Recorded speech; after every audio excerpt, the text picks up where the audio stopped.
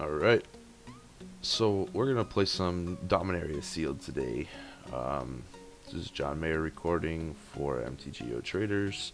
I have played a couple of these sealeds before, and I've been liking it a lot more than um, the draft format. I have not liked the draft format much at all, to be honest. But I've liked the sealed format a lot, so I'm just gonna roll into a sealed queue here, and we'll see what we got going on. Um, so right away we want to sort by rarity, see what we've picked up here, um, just so we know, because like in this format, you really want to just be able to like play like all of your bombs. So you want to look and just kind of get an idea of like what your best stuff is right away. So we have two mythics, which are pretty cool. This card's really great, actually. Um, just being able to like replay your permanents and stuff is pretty good. Works really well with like any of the lands that you might get, the uncommon lands like the memorials. And then you could just play like like a blood tallow candle or something just to kind of fill in, so that you can play it. You can play an artifact, and then you can play a creature, and so on and so forth. And then there's Weatherlight. This is, above all anything else, I mean, it's a 4/5 flyer for 4, which is pretty good. And then when you hit somebody, you can get a historic card in your hand. So I haven't ever opened this, and I haven't played against it in sealed, so I'm not sure how good it is. But I mean, it seems pretty good. I mean, just the chance that you might be able to draw a card off of it, and it's just a 4/5 flyer again. So, and looks like we got actually great fixing for if we are going to be moving into like a Sultai, strategy. And then the other rares we have are Two-Headed Giant, which is pretty good, and Rite of Belzenlock, which is also very solid. So let's take a look at the colors individually here, and see what we can make do with. Alright, so Dauntless Bodyguard's good, Adamant Will's good, Honor Guard and Double Reproach are good, Knight is okay, Dub is okay, Call the Cavalry and Pegasus Courser are good, Baird is good, and then Quendes are... I'm kind of on the fence about this card, but I think it's good enough. Alright, let's see what we got here. So we've got some Arcane Flights. Opt I'm not really sold on. I mean, it's pretty good, but Excavator is alright. Relic Runner is okay. Also, Umazawa is pretty good if you've got like a lot of tokens. Befuddle is alright. Scholar's alright. Sphinx is good. Sentinel is good. It's just a 3/3 flash, I think. Doesn't do a whole lot against anything else, but maybe. Impulse's Clutches is great, and Syncopate is great. So we'll just pop these in here and let's see. What do we got over here? Fungal Infection's alright. Knight of Malice is good. Rat Colony. Okay. Double Vicious Offering is great. Soul Savage is awesome. Dark Bargain is great. Right's good. Eldest Reborn is great. Two of these flyers are pretty good. Feral Abomination's alright, and Lingering Phantom is okay also. Might need a couple just to kind of fill out the curve, but we'll see. So Bloodstone Goblins average. Chroniclers are great, and if you've got things to return with them. Fire Intervention's good. These cards are all pretty good, and Overseer is pretty good. Journey Mage is good filler.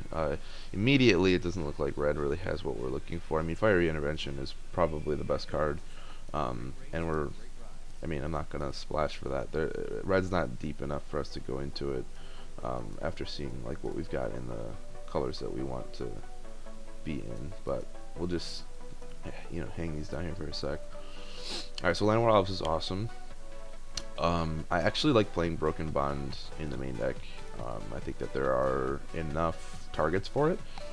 There are, a lot of artifacts and equipment and enchantments that are just really stupidly powerful. So it's worth running this in the main, and then you can cut it if you don't see anything. Gift of Growth is good. Sapling Migration is good. Grow from the Ashes is awesome. That's like the card you want to open and sealed if you're anywhere near green or like wanting to splash or touch any colors. Llanowar Envoy is kind of the same, but Grow is much better. And we got Thorn Elemental and Baloth Gorger, which are both really good. Adventurous Impulse, maybe, if I need it. I like it just because it can pick up a land, and then later it can pick up a creature, which is good. So, and then we've got Wrath, Capuchin, and Shauna in white. Wrath is alright. I mean, he's a 3/3 flyer for 4, which is just good on its own. A lot of these games come down to just kind of, you know, stalls. But I don't think that I want to play it. It's possible that I end up playing something like, you know, these white cards on the splash. Maybe something else, like Quende. But I think that I've got enough playables in the other colors to not really have to worry about that. Rona is insane. She just gets back like a, you know, a legend or something that died earlier. So like if your, you know, Clutches gets killed, or, you know, your right, you know, ticks off and is done, or, you know, if they kill your Weatherlight, or your Skittering Surveyor, then you can get it back, and then you can just start basically drawing cards, because you can cast non-land cards. So she hits a historic card, and then you cast non-land cards with her. So yeah. And yeah, so that's pretty good. Acer Glider is alright. I think it's better in draft than it is here. But like I said, flyers are just at a huge premium. Blood Talc Candle is alright, and we might end up playing it with Muldrotha in our deck. Power Stone Shards alright, not great. Sorcerer's Wands, good against like a control mirror type thing, because you can just kind of pop it on, you know, a wizard or whatever, and just start pinging them. And then Navigator's Compass is average fixing, but I wouldn't play it. I don't think it's good at all. And I don't think you should play that in your deck either. So here's Muldrotha, and probably just playing Candle just because we have Muldrotha, and then we've got good fixing for the colors that we want to play. So let's see what this looks like here. Let's trim all this stuff, and I'll move these over here. Excuse me. Alright, so let's group separately. Alright, so that's a lot of spells and not a lot of creatures. Let's see.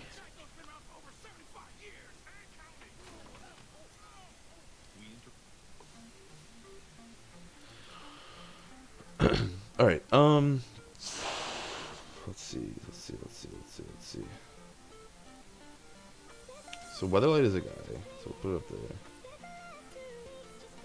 And then in both his Clutches, it's kind of like a creature, so we should put it up there anyways. And then right also makes creatures. Sapling Migration makes creatures. So let's see. Arcane Flight. What is Arcane Flight going to be good on? Arcane Flight would be good on Baloth Gorger. I actually kind of like how Sentinel can reset Clutches. It can also save Muldrotha from removal. It can reset right. I can recast Skittering Surveyor. It can save stuff like Rona. So I mean, I think it's okay. Let's see here. Windgrace Acolyte actually works really well with Muldrotha, which is kind of funny because you can put the cards in your graveyard, gain 3 life, put a flyer on the board, and then you can just play the cards back from your graveyard. So that's pretty cool. I don't think that I really want Arcane Flight in this deck. I mean, it's good on Baloth Gorger, obviously, but you know, I've got a good amount of like, you know, solid flyers already. So I think we can just kind of ditch those. And let's see what else.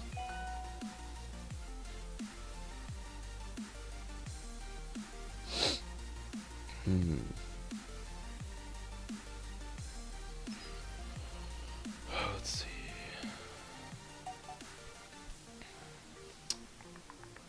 So it's 27 cards. I think fungal infection is not going to be as great in sealed.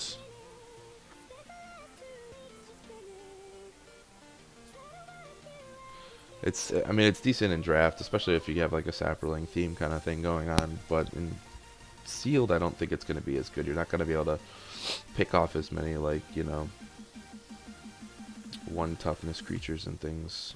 So I think we'll trim there. Broken Bond is still going to be pretty good, I think. Maybe not. Maybe I board into it instead.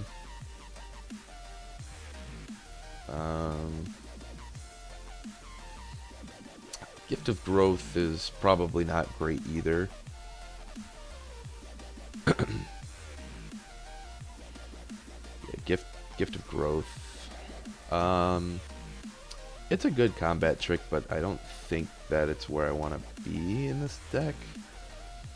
I really think that I just kind of want to like control the board as much as I can and then take over with my flyers and then just generate tons and tons of value and go from there. I'm going to be trying to block early a lot, I think. So Gift of Growth doesn't really seem outstanding here. I think I'm going to trim here. Venturous Impulse.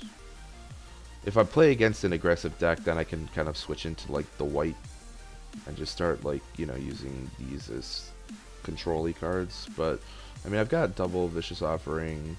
I think that that's going to be good, and I've got a decent amount of like just kind of like low dorky stuff that can just kind of get in the way. Maybe I cut a Windgrace Acolyte. I'm kind of high on 5s. I don't want my curve to be like over the top. Let's see. I mean, it does crew Weatherlight. What else crews Weatherlight? Envoy crews Weatherlight. Knight of Malice crews Weatherlight if they have a thing. Gorger crews Weatherlight. All of my 5s crew it.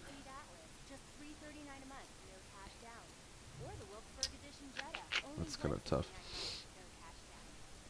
And then Soul Salvage is still great.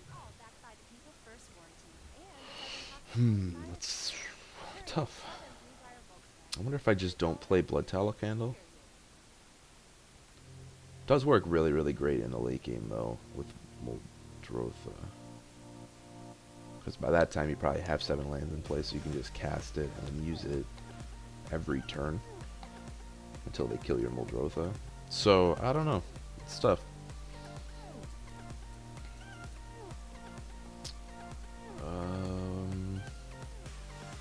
Envoy's a good kind of a curve thing. Sentinel, Windgrace, yeah, I don't know. Maybe I just trim the Broken Bond for now. I mean, the card is good, but I'm not sure.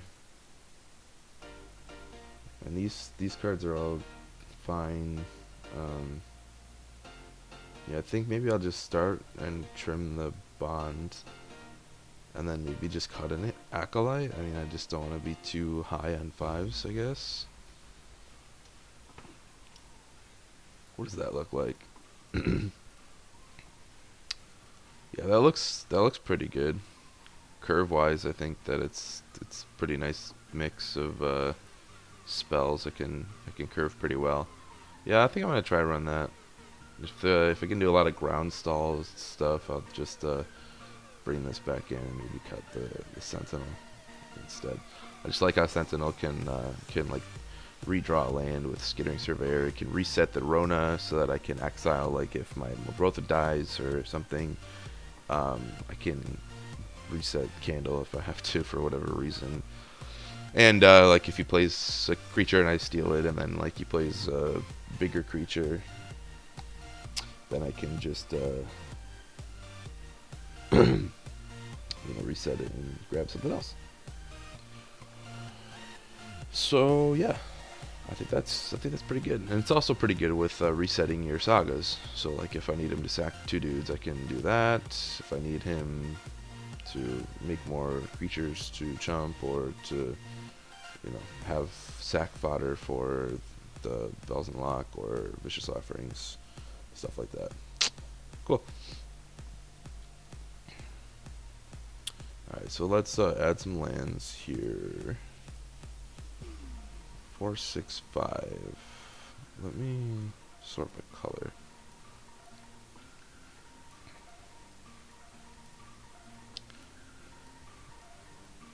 So we've got 1, 2, 3, 4, 5. So blue is like a splash almost.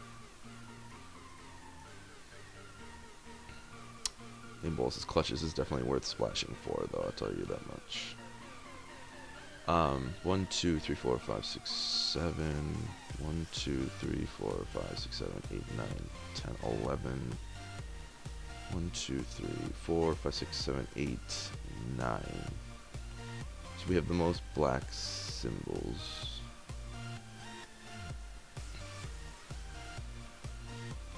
So this looks fine.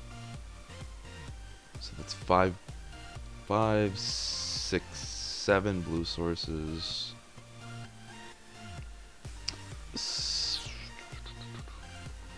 We'll just Surveyor counts for anything, and so does Grove. So we'll just count it as 5 blue sources.